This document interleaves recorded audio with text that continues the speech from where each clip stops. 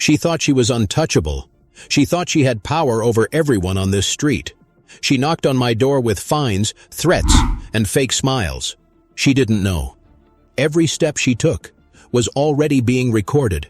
Every phone call, every note she left, every neighbor she bullied. She thought she was in control. But the truth is, she was living inside my investigation. And the night she tried to evict me, she walked straight into her own downfall. Welcome back to HOA Secrets, where every perfect neighborhood hides a dark story. My name is Daniel. I live in a quiet cul-de-sac in Virginia. On the outside, it looks like paradise. Green lawns, trimmed hedges, smiling neighbors. But I'm not just any homeowner. I'm also an FBI agent, and this is the story of how my HOA president tried to destroy me. Without ever knowing, she was the one under surveillance all along. I moved into this neighborhood 5 years ago. Back then, I thought it was the dream place to live. Quiet streets, kids on bikes, families grilling on weekends, the kind of place where everyone waves when you drive by. But even on the first day, I felt something strange. There was this woman, standing by the HOA board sign at the entrance. She wore a tight smile, the kind of smile that feels fake but dangerous. Her name was Linda. She introduced herself as the president of the HOA, and the way she said it, I could tell she thought it was more than a title. To her, it was power. I shook her hand, firm and steady, and I could see her eyes scanning me like I was already on her list. She asked me about my lawn service, my garbage bins, even the color of my shutters. I hadn't even unpacked my boxes yet, but she was already checking rules. At first, I thought it was just her being nosy. Every neighborhood has that one person, but weeks turned into montagne. And her presence never faded. Everywhere I looked, there she was, walking her dog at the exact time I brought out my trash, driving past my house slowly, when I came home late from work, and always staring. The other neighbors acted polite, but I could tell they feared her. When she walked down the sidewalk, voices lowered. When her car pulled up, garage doors closed. She wasn't just the HOA president. She was the queen of this cul-de-sac, and she ruled with fines, letters, and threats. One morning, I found a yellow slip stuck to my front door. Violation. Lawn height exceeds 2.5 inches. I crouched down, measured with my own hands, and laughed. The grass barely brushed my ankles, but it wasn't about the grass. It was about control. The notes kept coming. Trash bin not pulled in fast enough. Mailbox tilt at a wrong angle. Car parked 2 feet off the driveway edge. Every little thing, twisted into a crime. At night, I could hear her dog barking at my fence, almost like a warning. And sometimes, I swear I saw her silhouette, standing at the corner, watching my house. I played along. I paid the small fines. I smiled when she waved, even when her smile was sharp as glass, because what she didn't know was that I wasn't just another homeowner. I had a job that gave me patience and eyes in the dark. And while she built her case against me, I was building mine against her. Neighbors whispered stories, how she fined a single mom for leaving toys on the lawn, how she forced an elderly man to repaint his door 3 times in 1 year, how she threatened to sue a family over holiday lights. Every story was the same. Petty rules twisted into punishment, but no one stood up to her. Until me. The night came when she pushed too far. I had parked my car in front of my house. Just for one evening the next morning, taped to my window, was a notice. Repeat violations may result in eviction proceedings. Eviction for parking in front of my own home. That was her biggest mistake. Because that's when the two worlds collided. The world of quiet cul-de-sac power games and the world of federal investigations. She thought she was the hunter, but she had no idea. She was already prey. I stayed calm. I kept playing the role of the polite neighbor, but every time she left a note, I took a photo.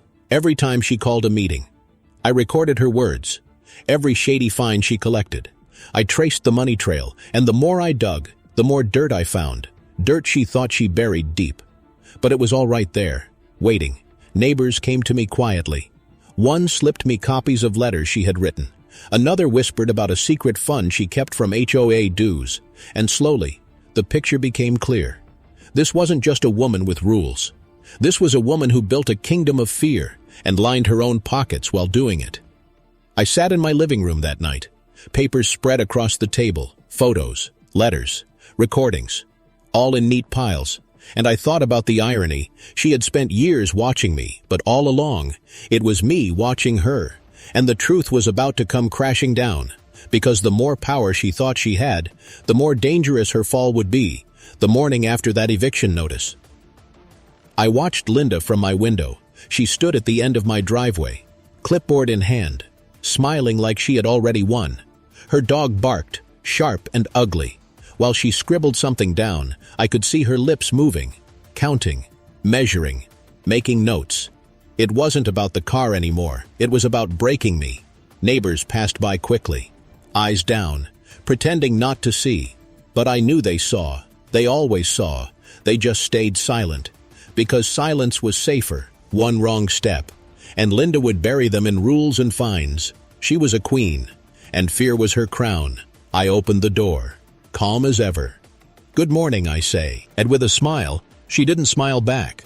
Her eyes scanned my driveway, my lawn, my porch. Then she looked straight at me.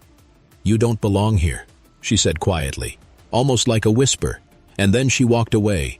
Those words. They weren't about parking. They weren't about grass or mailboxes. They were about power. She wanted me out. She wanted me gone. And for the first time, she showed her hand. That night I sat at my desk, flipping through files I had collected. I listened to her recorded meetings, her sharp voice echoing through my speakers. Every word was the same. Threats, warnings, control. But then, there were other things too. Her phone calls to a contractor, late at night. Payments made from the HOA account, but never reported. Invoices that didn't add up. Money disappearing quietly. It wasn't just bad leadership, it was fraud. And suddenly, this petty war over lawns and cars wasn't so petty anymore. This was a criminal game, and she didn't know. She was playing against the wrong neighbor. The next HOA meeting was in the community hall. I sat in the back, watching her on stage. Her voice carried through the room, sharp and cutting. She called out names, listed fines, laughed at excuses. Some neighbors nodded. Others just stared at the floor, but I noticed something she didn't. The fear in their eyes was turning into anger. When the meeting ended, one man approached me quietly. His name was Frank, retired, gray hair, shaky hands. "I heard you're not afraid of her," he whispered. I just smiled. He slipped me a folder, stuffed with letters and photos. "She ruined me," he said softly. "Don't let her do it to you." Then he walked away, back at home. I opened the folder. More evidence, photos of her standing in front of homes, yelling at residents, copies of checks written to herself, marked as maintenance fees, notes where she mocked the neighbors she fined, and a list of every homeowner she had threatened with eviction. The picture grew clearer. This wasn't just a power-hungry neighbor. This was a woman running a kingdom of fear and stealing from it, and the irony was sharp. She thought she had been watching me. But the whole time, I was building the case that would end her. That night, I didn't sleep much. I sat in the dark living room, only the lamp on, papers and photos scattered on the table. Linda's face looked back at me from every angle, every note she wrote, every rule she twisted. It felt like she was in the room with me, whispering her threats. But the more I stared at those files, the calmer I became, because I finally understood what she really was. Not a leader, not even a bully. She was desperate for control, because deep down, she was scared of losing it. The next morning, the war escalated. Another note on my door. This time she said my fence was too high. My fence. The same fence approved by the HOA years before. I laughed. I actually laughed out loud, because it wasn't even about rules anymore. It was about me. She wanted me out. I took the note inside, placed it neatly with the others, but then I did something different. I wrote one of my own. It wasn't threatening, it wasn't even angry, just one sentence. "Every move you make is being recorded." I folded it and slid it under her door. That night, I saw her lights on late, her blinds half closed, her shadow pacing back and forth across the living room. For the first time, she was the one being watched, and she knew it. But Linda wasn't the type to back down. She struck harder the very next day. This time, she called the police. I came home to flashing lights outside my house. 2 officers stood there, confused, as Linda pointed at my car. "He's violating HOA rules," she shouted. The officers looked at each other, looked at me, then back at her. "Ma'am, this isn't a police matter," one of them said flatly. Her face turned red, her voice louder. "You don't understand. He doesn't belong here." I stepped forward, calm as ever. "Officers, would you like to come inside?" I asked. They nodded, and that's when I showed them what she didn't know. The files, the letters, the recordings, the money trail. I didn't reveal everything. Not yet, but just enough to plant the seed. The officers left with polite nods. Linda stood frozen in her driveway, her smile finally gone. From that day on, the neighbors began to notice the cracks. She still strutted down the street, still barked orders at board meetings, but her voice trembled now. Her eyes darted around, searching for who might be watching. And that's when the neighborhood began to shift. Frank wasn't the only one who came to me anymore, one by one. They started knocking on my door, a woman with tear-streaked eyes, holding a stack of fines for holiday decorations. A man in work boots, furious about a bill for unauthorized paint color. A teenager, showing me a photo of Linda yelling at her dad in their driveway. They were tired, they were angry, and for the first time, they saw me as someone who could stand against her. I listened to each of them. I wrote everything down. I added their evidence to the growing pile on my table, and with every new story, I realized Linda's empire wasn't just fragile. It was already collapsing, but she didn't see it that way. To her, it was war. The letters turned into threats. She warned me about serious consequences. She even left a voicemail, her voice low and sharp. "You should start packing." I saved the message, filed it with the rest. Her arrogance was now the rope tightening around her own neck. Still, I didn't move too fast. I wanted her to think she was winning. I wanted her to dig herself so deep, there would be no escape. So when she fined me again for improper lighting, I just smiled, paid the fine, and documented everything. Got every receipt, every date, every word she wrote, because every piece was a nail in the coffin. Meanwhile, I kept playing the good neighbor. I waved when I saw her. I trimmed my lawn twice a week. I kept my driveway spotless, and that drove her mad, because no matter how perfect I was, she always found a new violation, and each one made her look more unhinged. The tension finally exploded at another HOA meeting. The hall was packed. Neighbors sitting stiffly in folding chairs. Linda stood at the front, clipboard in hand, ready to deliver her speech.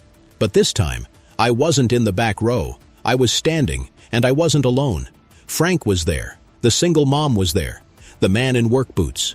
Even the teenager and her father, row by row. People began speaking about the fines, the threats, the lies. Voices rose louder and louder, until it wasn't just a meeting anymore. It was a trial. And Linda was the one on defense. Her face went pale. Her hands shook. She tried to shout them down. "Rules are rules," she screamed. But no one listened. For the first time, the queen had lost her crown. I didn't even need to say much. I just stepped forward, placed a thick folder on the table. Inside were copies of the financial records, invoices with her name, checks signed to herself, photos, recordings, witness statements. The room went silent as the papers spread across the table. Neighbors leaned forward, reading, gasping, whispering. And Linda, she froze, her eyes wide, her mouth opening but no words coming out, because she finally realized the hunter had become the hunted. From that night on, everything changed. She tried to fight back, but the board turned against her. She tried to deny, but the evidence was too clear, and quietly, almost too quietly, she began to disappear. Her car wasn't in the driveway anymore. Her blinds stayed closed. Her dog stopped barking at my fence. But for me, it was only the beginning, because my investigation wasn't just about petty rules anymore. It was about justice, and justice doesn't end at the cul-de-sac. The days after that meeting felt different. The air was lighter. The street was quieter. For the first time in years, neighbors actually smiled when they walked past each other. But I knew it wasn't over. Not yet, because Linda was still here. She still lived 3 houses down. And people like her, they don't just give up power, they cling to it. Even when it's already slipping from their hands, I watched her house from my porch one evening. The blinds were shut tight, the lights flickering on and off. Her car sat in the driveway, unmoved for days. It was strange, almost too quiet. Then, the notes started again. But this time, they weren't taped to my door. They were slipped into mailboxes at night.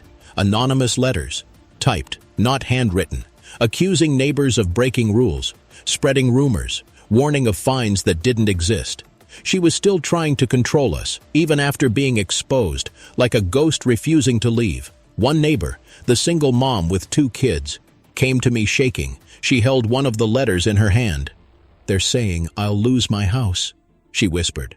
Her kids clung to her legs, wide-eyed and scared. I read the letter, and I recognized the tone instantly. It was Linda's, but this time, she was desperate. Desperation has a smell, a weight in the air, and I could feel it growing heavier by the day.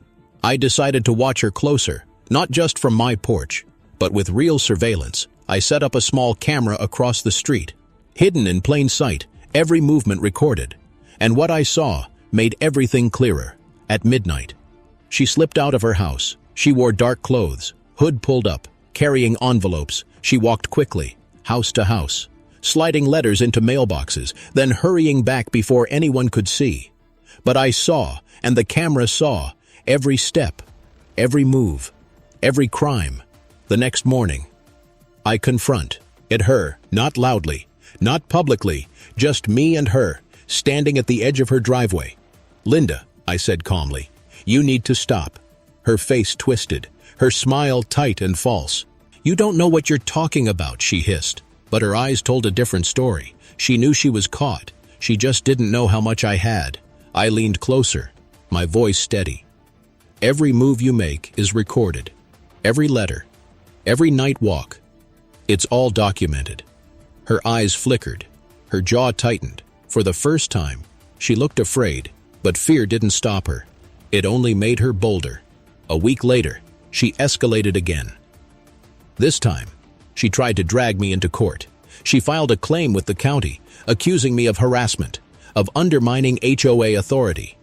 It was laughable, but it was also dangerous, because court meant public records. Court meant exposure. I walked into the hearing prepared. She sat across from me, sharp suit, stack of papers in front of her. Her lawyer looked bored, like this was just another silly HOA squabble. But when it was my turn, I dropped my folder on the table. Evidence spilled out like a flood. Letters, recordings, photos of her midnight walks, financial records of her misusing HOA funds, and testimony from neighbors who had suffered under her. The judge leaned back, scanning the papers. Linda's face went pale. Her hands shook as she flipped through her thin stack of fake complaints. Her lawyer whispered to her, but she had no words. The judge dismissed her claims instantly, and instead, ordered an investigation into her handling of HOA funds. The silence in the courtroom was heavy. She didn't look at me when it ended. She just gathered her papers and stormed out. Back in the neighborhood, the news spread fast. Neighbors whispered at mailboxes, talking over fences. The queen was falling, faster than anyone expected. But still, she tried to fight. Still, she sent letters. Still, she whispered threats. It was almost sad, watching her cling to the ruins of her power. Almost one night, I saw her standing in her driveway. No clipboard, no dog, just her. She looked smaller somehow, her shoulders hunched, her hair messy. She stared at my house for a long time, then turned away. The investigation took weeks, months even, but when the results came back, they confirmed everything I had already known. She had stolen thousands from HOA dues. She had used the money to fund personal projects, vacations, even repairs on her own house. It wasn't just petty power anymore. It was fraud, theft, abuse. The board removed her officially. The county pressed charges. Her kingdom of fines and fear collapsed overnight. But even then, I couldn't shake the feeling. The quiet street, the smiling neighbors, the perfect lawns. They still hid secrets. They always would. And as for Linda, the last time I saw her, she was being led into a police car. Her eyes found mine across the street. And even then, even in handcuffs, she tried to smile. But this time, it was empty. Her reign was over. The neighborhood moved on. The new board was fairer, calmer. Neighbors decorated their lawns again. Kids played in the street without fear of fines. It was almost normal, almost, but sometimes, late at night. I sit on my porch with a cup of coffee. I watch the houses, the lights flickering in the windows, and I wonder, who's next?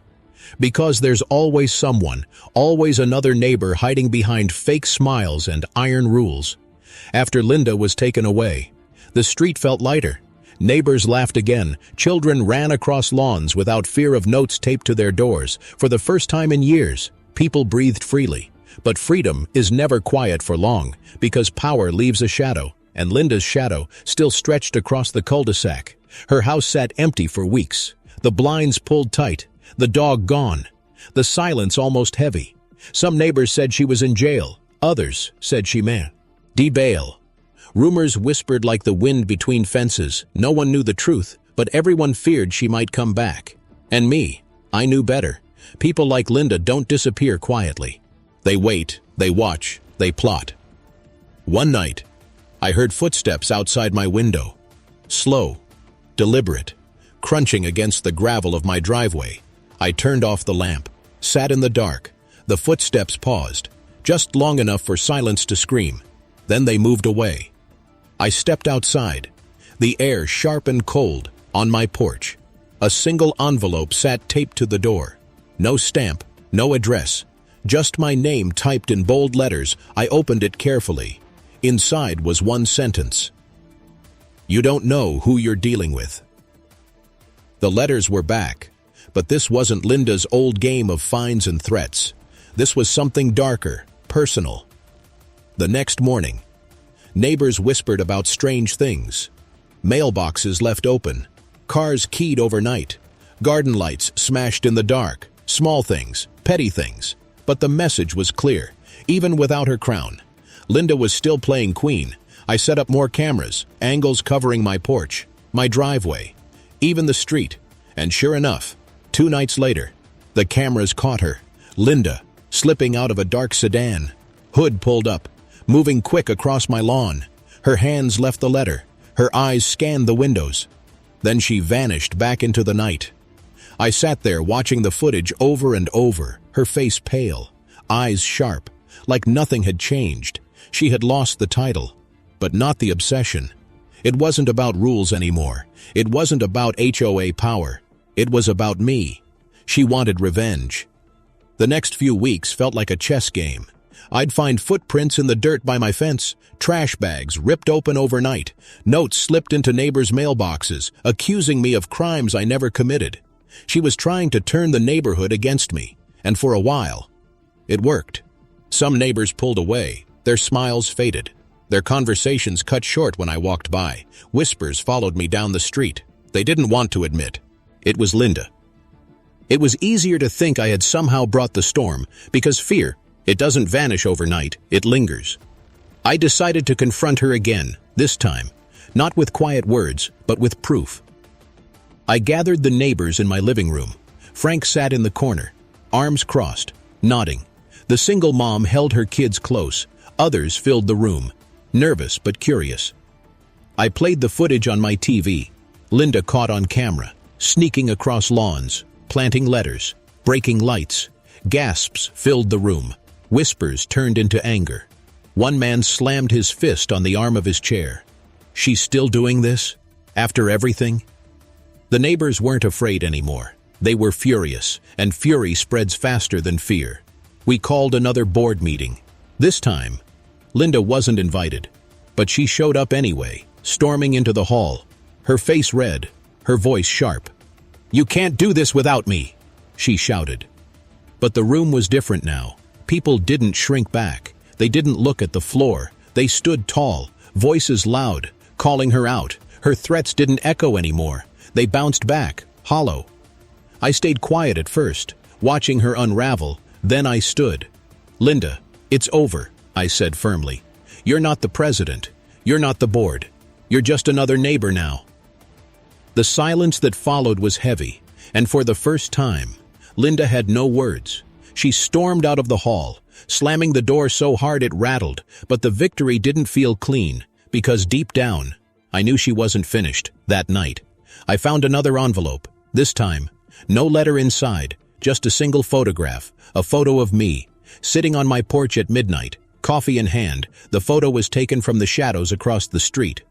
She wasn't just leaving notes anymore. She was watching me. The irony wasn't lost on me. All those months, she thought she was watching me as I watched her. Now the roles had shifted again. She wanted me to feel her presence, her eyes on me, and it worked. For the first time, I felt the weight of her obsession pressing in. But fear doesn't last long when you've trained to see through it. I called a friend in law enforcement, shared the footage, the letters, the photo, and slowly, the net began to close around her again. Linda thought she was clever, thought she could play both queen and ghost, but she forgot one thing. Ghosts can't hide from the light. The day came when officers knocked on her door again. I watched from my window as they let her out. Her hood was down this time, her face pale, her eyes darting around. She didn't look at me. She didn't smile. She just sat quietly in the back of the car, her hands trembling in her lap. The neighborhood watched too. Neighbors stood on porches, peeking from behind curtains, and when the car pulled away, a strange silence fell across the street. Not fear, not relief. Something heavier. Like we all knew the story wasn't really finished. Because people like Linda, they don't vanish. They linger in the corners of memory, in the notes taped to doors, in the whispers behind fences. Even when the house is sold, even when the lawn grows wild, her shadow will remain. And me, I keep watching, not out of fear, but because I've learned something. Every neighborhood has a Linda. Every cul-de-sac hides a crown waiting for someone to claim it. And the question isn't if they'll rise, it's when after Linda was taken away the second time. The street grew quiet again, too quiet. No letters, no fines, no smashed lights in the night. It almost felt like the calm after a storm. But calm never lasts long in a place like this, because shadows don't vanish. They hide. And I knew Linda's shadow was still here. Her house sat empty for weeks, the lawn overgrown, weeds crawling up the fence, paint peeling on the shutters. It was strange to see the queen of rules living in her own violation. Neighbors whispered as they passed. Some said she was in jail again. Others swore they saw her late at night, slipping into her house when no one was watching. Rumors spread like fire, and with every rumor, the fear crept back. I wanted to believe it was over, that her reign was finished, her obsession broken. But then, the phone calls began. At first, just silence. I'd answer, and there would be breathing on the other end, steady, heavy, waiting. Then, late one night, a voice finally spoke. "You can't get rid of me." The line went dead. I knew it was her. The tone, the venom, the obsession in every word. Linda was back. And this time, she wasn't hiding behind HOA rules. This time, it was personal. The next day, I found another envelope. This one wasn't typed. It was handwritten, shaky but clear. "Watch your back." No signature, but I didn't need one. I tightened my security. Cameras at every angle, motion lights across the yard. But paranoia creeps in even when you're prepared. Every creak in the night, every shadow across the lawn, felt like her. Neighbors noticed too. Mail left open, garden tools gone missing, dogs barking at empty corners of the street. It was like Linda's spirit had infected the whole neighborhood again. One evening, Frank came to my door. He looked tired, older than I remembered. "She won't stop," he said quietly. "She never does." I nodded, because I already knew Linda wasn't fighting for power anymore. She was fighting for revenge. And revenge has no rules. That night, I sat on my porch with a cup of coffee. I stared at the dark windows of her house, and for a moment, I thought I saw her, a figure standing behind the curtain, watching. When I blinked, the figure was gone, but the feeling stayed. The tension built day by day. Strange letters slipped under doors, notes accusing neighbors of betraying her, whispers that I was the real villain, and that I had turned everyone against her. It was like she was trying to rewrite the story, paint herself as the victim, and me as the monster. And some neighbors, they started to doubt, because doubt spreads fast when you live in fear. One night, I caught her again. The cameras picked her up, moving quick across my lawn. But this time, she didn't leave a note. She left something else. A dead crow, placed carefully on my porch step. A message. Dark. Final. A warning. I reported it. Of course, the police took it seriously this time, but Linda was slippery. She disappeared for days, weeks, only to return like smoke slipping through cracks. It was like fighting a shadow with no body. Every time I thought it was over, she found a way to remind me she was still there. The climax came on a stormy night. Rain hammered the rooftops. Wind howled through the street. I sat in my living room, the glow of the camera feeds flickering on the screen. And then I saw her, Linda, walking through the storm, soaked but steady. She carried something in her hand, a hammer. My pulse quickened. She moved across my yard, slow, deliberate. Like the rain didn't touch her, she reached my porch, raised the hammer, and swung it at the camera. The feed went dark. I moved fast. I grabbed my phone, called it in, and stepped outside. Lightning lit up the street, and there she was, standing in the storm, hammer in one hand, wild eyes locked on me. "You ruined everything," she screamed over the wind. "You think you're better than me, but you don't belong here." Her voice cracked, shrill, filled with rage and something deeper, not power, not pride, but desperation. I kept my voice calm. "Linda, it's over." She shook her head violently, rain dripping from her hair, hammer shaking in her grip. "No, it's not over. It will never be over." Before anything else could happen, the red and blue lights appeared, police cars cut through the rain, sirens piercing the night, officers rushed forward, shouting, closing in. Linda froze, eyes wide, hammer still raised. For a moment, I thought she'd fight, but then her shoulders slumped. The hammer dropped to the ground with a dull thud, and just like that, it was over. They took her away again. This time, not quietly. Neighbors stood on porches, some filming, some just staring in shock. The storm raged around us, but the street had never felt clearer. Linda was gone. Her reign, her obsession, her shadow. All of it washed away in the rain, but as I watched the car pull away, lights flashing in the storm, I couldn't help but wonder, was it really over? Or was this just another pause in the endless game of power and control? Because people like Linda don't just vanish, they leave scars. Scars on houses, scars on neighbors, scars on trust, and those scars never fade completely. I sipped my coffee the next morning, staring at the wreckage of my porch camera. The sun rose over the cul-de-sac, bright and warm after the storm. Children played again.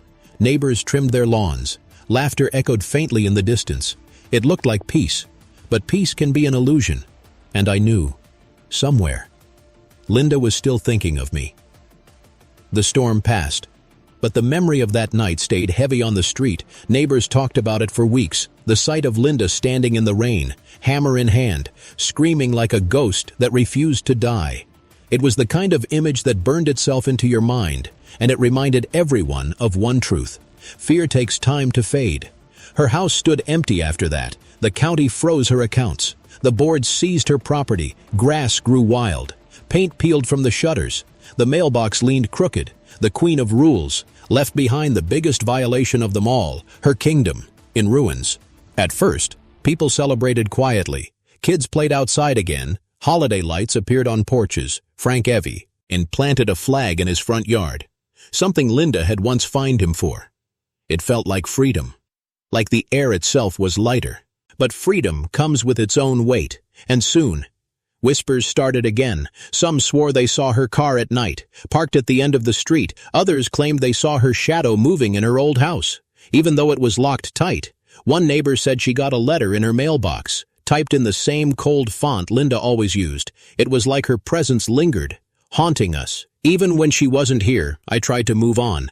I poured myself into work. I helped the new HOA board clean up the mess she left. We went through years of records, uncovering hidden debts, secret accounts, broken promises. The more we dug, the more we realized how deep her corruption went. She hadn't just been petty, she had stolen thousands, ruined families, pushed neighbors to the edge, and we let her do it. We let fear silence us. That was the hardest truth to face, some nights. I sat on my porch with a cup of coffee. I stared at her empty house, and I wondered if we were all partly to blame, if we had spoken sooner, stood up earlier. Maybe it wouldn't have gone this far.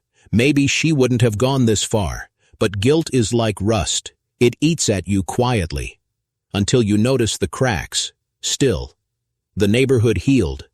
Slowly Frank smiled more. The single mom decorated her lawn with toys again. The teenager rode her bike without fear of being yelled at. Life returned, but shadows. Shadows always stay, one evening. As the sun dipped low, I found something strange. An envelope on my porch. No stamp, no address, just my name. My stomach tightened as I picked it up. For a moment, I thought it was her again, that she had found her way back. But when I opened it, the note was different. One sentence. "Thank you for standing up for us." No signature, just words. And I realized it wasn't Linda. It was one of my neighbors, someone who finally felt free enough to speak, and that note meant most than any victory in court. But Linda wasn't done haunting me, even behind bars. Her story echoed.